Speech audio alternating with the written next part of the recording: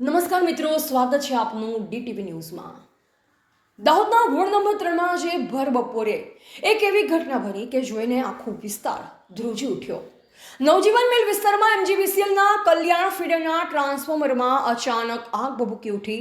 કાળઝાળ ગરમીમાં ધુમાડાના ગોટે ગોટા અને આગના ભડકારા જોઈ લોકોમાં અફરાતફરી મચી ગઈ।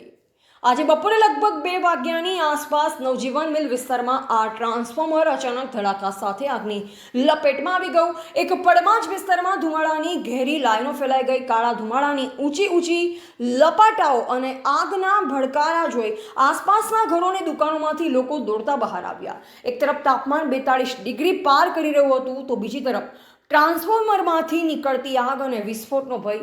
લોકોમાં ભયનો માહોલ છવાઈ ગયો। બાળકોને લઈ મહિલાઓ દોડી, યુવાનો અને વૃદ્ધો પણ સુરક્ષિત સ્થળે પહોંચવા માટે ભાગ્યા। સદભાગ્ય આ ઘટના વખતે વોર્ડ નંબર 3ના કાઉન્સિલર શ્રી કાયદભાઈ ચુનાવાલા અને ઇશ્તિયાક અલી સૈયદ ઘટના સ્થળે હાજર હતા। તેમની અને સ્થાનિક લોકોની ત્વરિત પ્રતિક્રિયાને કારણે મોટું અનર્થ ટળ્યું। ઘટનાની જાણ થતાં જ એમજીવીસીએલની ટીમ અને દાહોદ ફાયર બ્રિગેડના કર્મચારીઓ તાત્કાલિક ઘટના સ્થળે પહોંચી ગયા। તેમને ત્વરિત કાર્યવાહી કરી પાણીનો મારો ચલાવીને માત્ર થોડી જ મિનિટોમાં આગ પર કાબુ મેળવી લીધો। આગ પર સંપૂર્ણ કાબુ મેળવ્યા પછી વીજ વ્યવસ્થા સંપૂર્ણપણે બંધ કરી ટ્રાન્સફોર્મરને સુરક્ષિત કરવામાં આવ્યું છે। હાલમાં વિસ્તારમાં વીજ પુરવઠો અસ્થાયી રૂપે બંધ છે અને સત્તાવાળાઓ સમારકામનું કામ હાથ ધરી રહ્યા છે।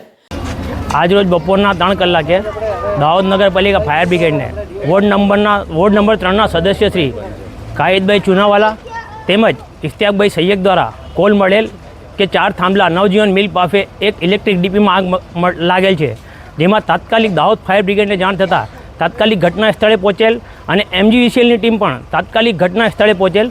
જે એમજીવીસીએલ ટીમ દ્વારા લાઇન બંધ કરવામાં આવેલ અને દાહોદ ફાયર બ્રિગેડ દ્વારા તાત્કાલિક આગ ઓલવવાની કામગીરી કરવામાં આવેલ, જેમાં કોઈપણ પ્રકારની નુકસાની કે જાનહાનિ થયેલ નથી।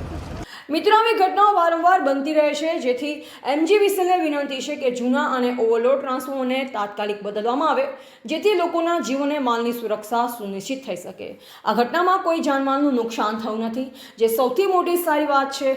ડીટીવી ન્યૂઝ તમને આવી તમામ અપડેટ સમયસર આપતું રહેશે।